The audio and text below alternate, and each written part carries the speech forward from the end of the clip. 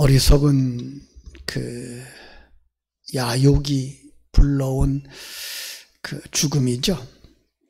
이 아도니아는 밧세바를 찾아가서 참 그 아비삭을 아내로 달라고 요구를 합니다. 솔로몬은 그 요청에 악한 의도가 있는 것을 확인하고, 그죠? 확한파하고죠. 처형을 내리는 이야기.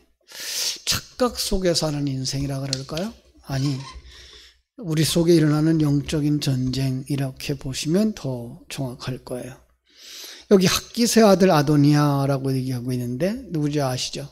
솔로몬보다 먼저 왕이 되려고 반역을 주도했던 사람, 그죠? 다윗의 아들이죠. 여기 나오는 밧세바는 누군지 아시죠? 다윗의 아내, 왕비였죠. 지금은 태후가 됐어요. 솔로몬의 어머니니까요. 그런데 이스라엘 왕국에서 이 태후의 위치는 굉장히 유력한 위치였습니다. 열왕기에 나오는 왕들의 모친이 자주 언급되는데 그 태후 왕의 어머니는 힘있는 존재죠. 그래서 아도니아는 밧세바를 움직여서 자기의 목적을 달성하려고 접근하고 있는 거예요. 처음에는 걱정했죠. 저 밧세바는 아도니아가 방문한 일에 대해서. 그래서 네가 화평한 목적이냐라고 묻죠. 얼마 전까지만 해도 아들 솔로몬과 왕위를 놓고 다투던 인물이었기 때문에. 그런데 아도니아가 이제 다윗이 죽고 난 후에 솔로몬이 통치하는 그 상황 속에서 갑자기 이 밧세바를 찾아와서 경계심을 가질 수밖에 없는 거죠. 그때 아주 아도니아가 말합니다. 예, 드릴 말씀이 있습니다. 15절 찾아온 의도를 이야기하죠. 당신도 아시는 바거니와 이 왕위는 내 것이었고, 자, 온 이스라엘은 다 얼굴을 내게로 향하여 왕으로 삼으려 하였는데 이 왕권이 돌아가 내 아우의 것이 되었습니다. 물론 거기에 이제 살짝 덧붙인 게가 여호와께로 말미암음이니다라는 말을 하지만 그의 마음은 이 왕위는 내 것이었다라는 생각에, 여기 아주 내 것이 굉장히 강조된 문장이죠. 그 심령 속에는 뭐가 있는 거예요? 아직도 내가 왕인데 라는 생각이 다분한 거죠. 그죠? 왜 그랬을까요? 다윗의 아들들 가운데 그가 최연장자였기 때문에 그랬을 거예요. 또 상황적인 판단의 착오를 가지고 있는 거죠. 그래서 교활하게도 아도니아는 본래 왕위가 자신의 것이었다라고 이렇게 이야기하면서 밧세바의 마음에 동정심을 불러일으킵니다. 그러면서 이제 슬쩍 요구하는 게 16절. 밧세바를 한 가지 소원이 있다고 말하고 거절하지 말아달라 그러면서 17절 말합니다. 청하건대 솔로몬 왕에게 말씀하여 그가 수넴 여자 아비삭을 내게 주어 아내를 삼게 하소서. 왕이 어머니 되시는 당신의 청을 거절하지는 아니할 겁니다.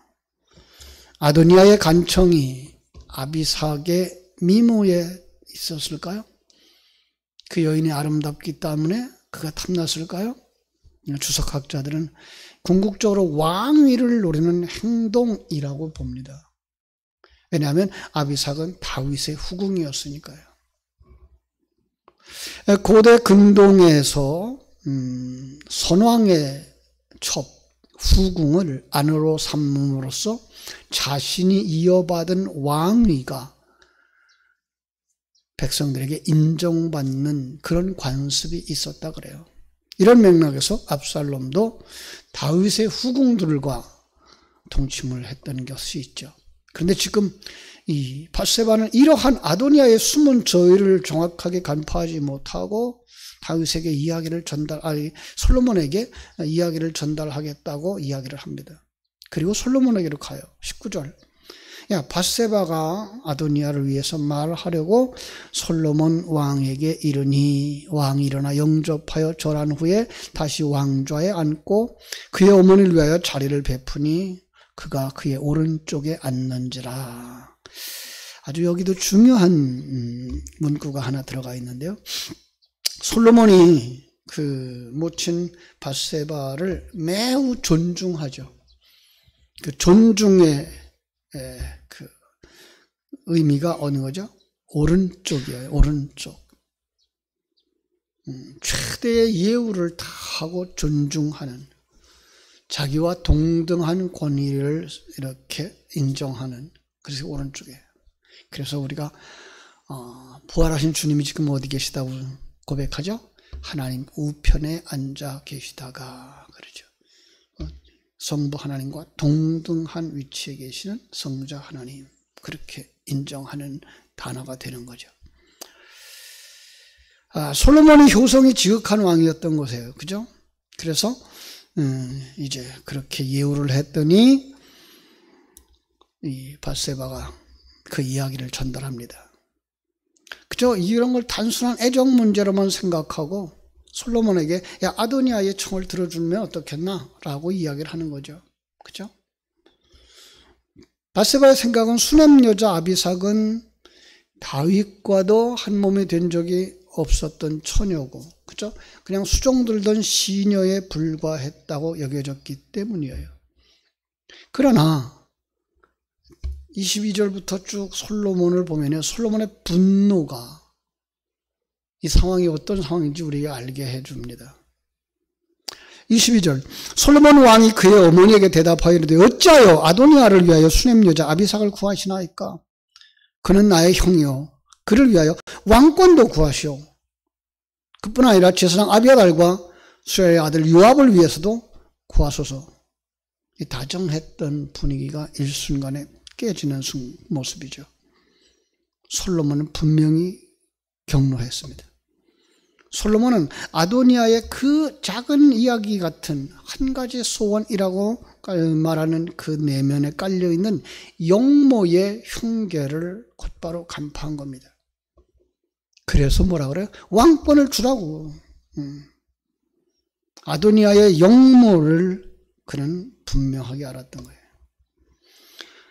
선왕의 후궁 아비삭을 요구하는 것은 원래 장자권을 가졌던 아도니아가 애초 자신의 1차 반역의 그 거사, 그 세력과 재차 영모를 시도하려는 것이 아니고 무엇이냐라는 이야기죠.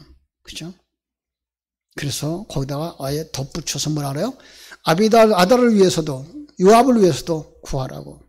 1차 거사 실패 이후에도 이들은 아마 함께 세력을 유지하고 있었을지도 모릅니다. 혹자는 생각하기를 과거 압살롬에게 다윗의 후궁을 취하라고 권면했던 자가 아히도벨이었던 것처럼 이번에 아도니아에게 아비삭을 요구하라고 한 것도 혹은 아비아달이 아니었을까, 이런 추측을 하기도 합니다. 그래서 솔로몬이 단호하게 말합니다. 여호와를 두고 맹세하여 이르되 아도니아가 이런 말을 하였은즉 그의 생명을 잃지 아니하면 하나님은 내게 벌 위에 벌을 내리심이 마땅하니이다. 이 맹세의 관용적인 요법이에요. 하나님이 내게 벌을 내리심이 마땅하니이다. 그리고 24절에 가서 아도니아가 오늘 죽임을 당하리이다 라고 그러죠.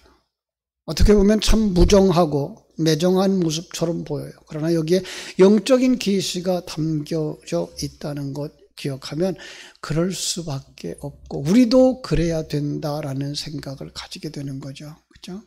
솔로몬, 평화의 왕, 그리고 더 나아가서 하나님이 기름 부어 세운 계시의 전달자, 평강의 왕, 성자 하나님, 혹 성령 하나님을 상징하기도 하죠. 그죠? 여러분, 이 솔로몬을 통해서 계시하고 있는 것이 무엇입니까? 하나님은 왕이다라는 거예요.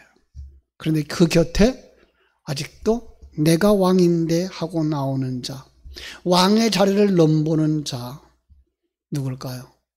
사단이요. 세상을 상징하고 우리 속에 있는 옛사람을 말하는 것입니다. 자, 그러면 우리는 이제 알게 되죠. 우리 속에서는요, 그죠? 예수가 나의 주인입니다. 예수님은 나의 왕입니다라고 고백하는 새 사람, 그죠? 거듭난 새 사람의 사상이 있어요. 그래서 왕의 뜻이면, 주님의 뜻이면 순종하겠습니다. 그런 손해라도 감수하겠습니다. 이러한 순종의 마음이 있는가 하면 어느 한순간에 누가 일어나요? 옛사람이 일어나는 거예요. 내가 주인이었는데, 내가 왕이었는데, 요것 정도 양보하면 안 돼? 요것 정도 세상과 짝 하면 안 돼? 이러고 올라오는 내 속에 옛사람. 바울 사도는 그걸 말하래요. 사망의 몸. 죽었는데 불구하고 안 죽어 있어요. 우리 육신이 다 하는 날까지 이런 영적인 갈등, 악한 사단은 그 옛사람을 계속 부채질하고 있는 거죠. 세상은 옛사람을 계속 부채질한다고요. 그래서 우리 속에서 분노를 일으키게 만드는 거죠. 그죠?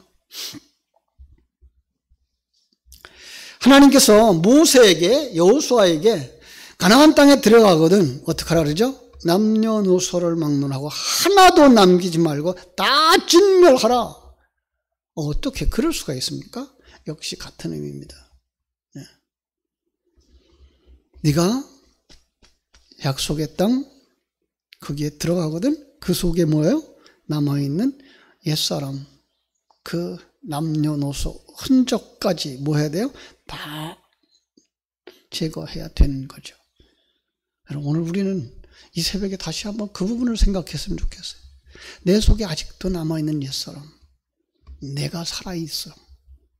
내 생각이 살아있고 내 판단이 살아있어. 저는 그 예배하면서 예배 후에 들려오는 이렇게 이야기들을 듣고 기도가 왜 그렇게 길어요? 여러분, 기도 긴 것이 무슨 상관이 있어요? 왜 당신의 생각대로 기도는 짧아야 된다고 생각하죠? 목사님 왜 설교하면서 그런 말씀을 하셨어요? 왜 당신은 그런 생각을 가지고 있죠? 누가 당신의 판단자입니까? 그 메시지를 통해서, 그 예배를 통해서 하나님이 내게 말씀해 주시는구나. 찬송의 그 한마디가 하나님의 음성으로 내게 다가와야 되고, 기도 속에 그 한마디가 내 심령을 울려야 되고, 내 심령을 이야기하려고 하는 그 마음들이 살아나야 되고, 아멘 할 수 있어야 되고,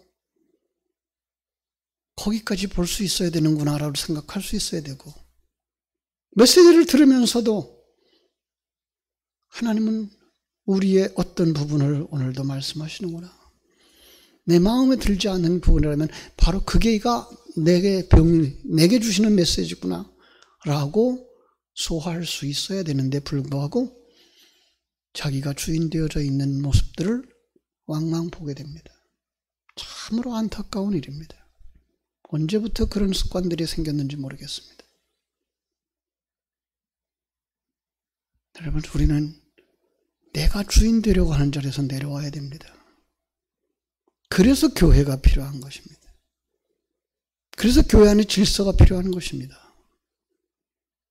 그 질서를 다 무시하고 내 생각대로 하고 싶고 우리 생각대로 하고 싶은 것이라면 그것은 하나님의 교회가 아닐 수가 있기 때문에 그렇습니다. 어떻게 합니까? 25절. 여호야다의 아들 분하야를 보내매 그가 아도니아를 쳐서 죽였더라. 왕의 친위대장 분하야를 아도니아에게로 보냈습니다. 아마도 그렛 사람과 블레셋 사람도 같이 동행했으리라고 추측을 합니다. 그리고 분하야의 감독하에 아도니아를 처형했을 것이라고 봅니다. 인간적으로 볼 땐 굉장히 아픔이죠. 혈육이에요. 그죠? 형이에요. 자기보다 훨씬 나이 많은 형이에요. 이것을 영적인 계시로 보지 못한다면 참으로 솔로몬은 세속적인 그 왕권 쟁탈 싸움에서 비윤리적인 행위를 하는 사람이라고 볼 수밖에 없을 것입니다. 그러나 솔로몬은 하나님께로부터 대권을 위임받은 신정왕국의 통치자로서 왕의 자리를 탐하는 자를 제거하는 것이 왕이신 하나님이 그 적대 세력을 제거하는 계시의 도구로 분명하게 드러내야 한다라고 우리의 관심을 그쪽으로 이끌고 있는 것입니다. 사랑하는 성도 여러분, 오늘 이 새벽에 다시 한번 남의 이야기를 하지 마시고 내 속의 모습을 보십시다. 내 속에 정말 주님이 왕이시고 주님이 주인이신 거예요. 내 속에 아직도 내가 살아있어서 내 계획이 더 앞장서고 내 생각이 더 앞장서고 내 판단이 앞장섬으로 말미암아 내가 잣대를 가지고 있는 사람은 아닌지 그것조차도 주님 이 새벽에 십자가에 못 박을 수 있는 저희들 되게 하여 주시옵소서. 기도하시고 은혜 속에서 여러분 순종의 삶을 하나님이 기뻐하는 삶을 살아갈 수 있게 되기를 주님의 이름으로 축원합니다. 기도하겠습니다. 하나님 우리 아버지 하나님의 크신 은혜와 사랑을 감사하고 감사합니다. 평안의 때에 우리는 또다시 아픔의 이야기를 듣게 됩니다.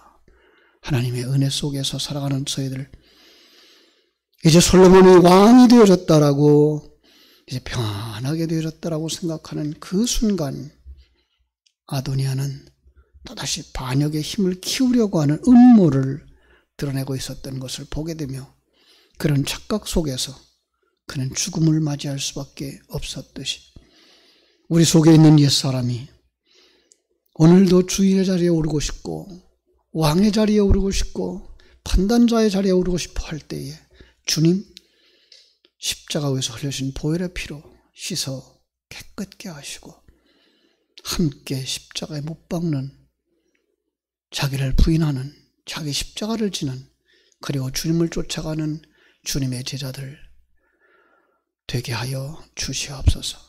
오늘 하루의 삶도 주님께 부탁드립니다.